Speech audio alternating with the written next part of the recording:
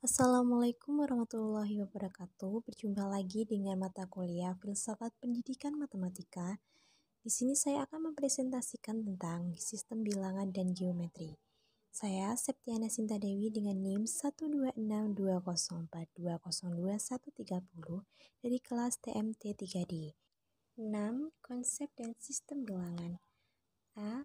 Angka Hindu-Arab. Angka yang kita gunakan sekarang ini disebut angka Arab atau angka Hindu-Arab dan berasal dari India kemudian berkembang di Arab.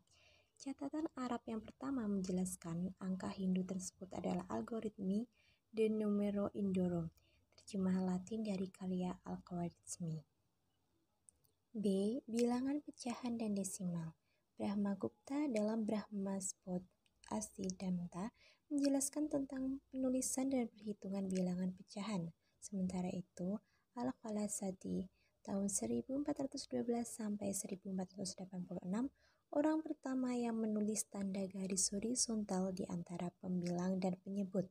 Namun Jeff Miller menyebut nama Al-Hazar abad ke-12. Sedangkan pemakaian pecahan desimal berikut cara perhitungannya yang signifikan terdapat pada karya Al-Qasi, Miftah al-Hisab. Ini dilanjutkan oleh Simon Stevin tahun 1548 sampai 1620 dengan menulis ladisme tahun 1585. C. Bilangan negatif. Diduga bangsa Mesir kuno telah mengenal bilangan negatif. Bilangan positif dengan lambang kaki melangkah ke kiri, sedang bilangan negatif ditandai dengan kaki melangkah ke kanan. Matematikawan Cina kuno belum menerima bilangan negatif sebagai penyelesaian suatu persamaan, bahkan matematikawan Yunani kuno hampir dalam setiap bukunya tidak memberikan penyelesaian bilangan negatif. Penerimaan bilangan negatif lebih maju di India. D. Bilangan irasional. Penanganan bilangan irasional secara tepat baru dimulai pada abad ke-19 adalah Dedekind tahun 1831 sampai 1916 dalam bukunya Stating Guides on the Irrational Science atau Continuity and Irrational Numbers tahun 1872 yang membuat definisi bilangan irasional secara tepat dan jelas. Logaritma. Gagasan yang mendasari penelitian logaritma yaitu prostaparesis, perubahan proses pembagian dan perkalian kepada penambahan dan pengurangan. Orang pertama yang memulai gagasan ini adalah Ibnu Yunus As-Sadafi al-Misri dengan menggunakan trigonometri. Gagasan yang mendasari penelitian logaritma yaitu prostaparesis. Logaritma ditemukan di awal tahun 1600 oleh John Napier tahun 1550 sampai 1617 dan Jules Forge tahun 1552 sampai 1632. Walaupun banyak yang mengatakan Napier adalah perintis yang sebenarnya. F. Segitiga Pascal. Lama dikenal ratusan tahun sebelum Blaise Pascal tahun 1623 sampai 1662. Mungkin secara independen matematikawan Cina dan Muslim masing-masing menemukan segitiga tersebut, antara lain oleh Jia Hessen atau Jiaxin sekitar 1050 telah menggunakan segitiga tersebut untuk menentukan akar kuadrat dan akar kubik suatu bilangan, serta Omar Khayyam dalam menentukan akar suatu bilangan. 7. Konsep aljabar. A. Teorema Pitagoras. Teorema ini diberi nama Pitagoras karena ia yang pertama memberi sebuah bukti atau secara geometris.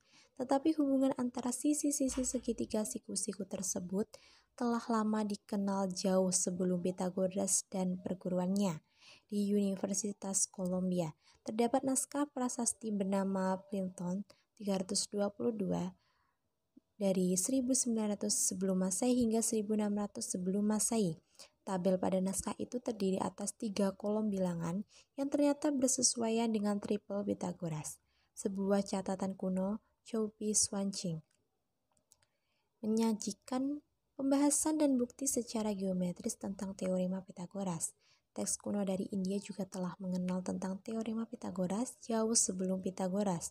Di dalam naskah kuno Baudayana Sulba Sutras terdapat bahasan teorema Pitagoras, juga triple Pitagoras.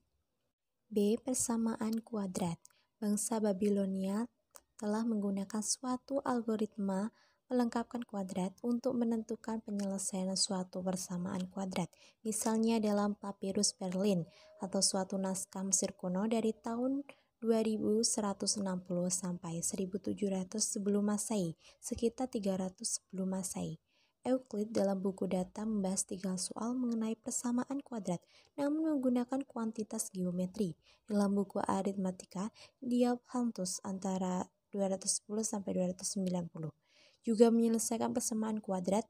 Matematikawan India telah menggunakan cara yang ekuivalen dengan rumus akar persamaan kuadrat. Aryabhata I memberikan aturan untuk jumlah suatu deret geometri yang menunjukkan pengetahuannya tentang persamaan kuadrat dengan kedua akarnya. Brahmagupta menggunakan cara mirip Babilonia, tetapi dengan variasi yang lebih baik, termasuk dengan kuantitas negatif.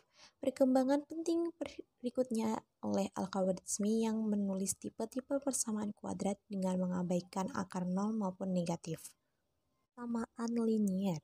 Babilonia diketahui yang pertama mengenal dan menulis tentang sistem persamaan. Pada sebuah batu bertulis bangsa Babilonia dari masa 300 sebelum Masehi. Termuat sebuah soal yang berkaitan dengan sistem persamaan linier. Bangsa Cina sekitar tahun 200 sebelum Masehi hingga 100 sebelum Masehi telah lebih jauh melangkah dalam menangani sistem persamaan. D. Matriks dan determinan. Perkembangan konsep determinan muncul lebih dulu dari konsep matriks. Ide determinan muncul pertama kali di Jepang dan di Eropa pada waktu hampir bersamaan, tetapi Sekikowa tahun 1642 sampai 1708 mempublikasikan lebih dulu di Jepang tahun 1683 lewat buku Method of Solving the Dissimulate Problems yang memuat metode matriks. Leibniz dalam suratnya ke Ihopitl tahun 1683 menjelaskan penyelesaian sebuah sistem persamaan dengan menggunakan istilah resultant untuk kombinasi hasil kali koefisien dari determinan. Istilah determinan pertama kali digunakan oleh Carl Friedhaus tahun 1777 sampai 1855 dalam Disquisitiones Arithmetic. Cauchy tahun 1789 sampai 1857 pada 1812 pertama kali menggunakan istilah determinan. Dalam konteks modern, karya-karya Cauchy hampir mewakili konsep determinan modern. 8. Konsep geometri. Sejarah peradaban paling kuno yang tercatat dalam sejarah adalah peradaban Babilonia. Pengetahuan Babilonia mengenai geometri khususnya keliling, luas, dan volume cukup teliti. Dalam batu Susa yang ditemukan tahun 1936, terdapat perhitungan yang lebih teliti. Pada peradaban Mesir kuno, terdapat papirus Rin berisi masalah matematika dan pemecahannya terkait dengan aritmatika dan geometri. Pada peradaban India kuno, pengetahuan geometri pada Sulbasustra adalah mengenai transformasi bentuk bangun datar ke bentuk bangun datar yang lain dengan luas yang sama. Pada peradaban Cina kuno, dikenal naskah kuno Jiusang, Suansu dan berisi persoalan aritmatika hingga geometri.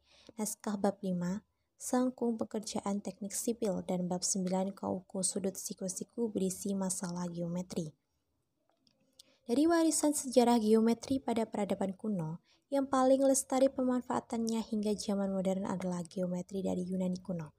Sumber dari warisan utama geometri Yunani kuno berasal dari Euclid dengan bukunya berjudul Elements yang terdiri dari 13 buah buku.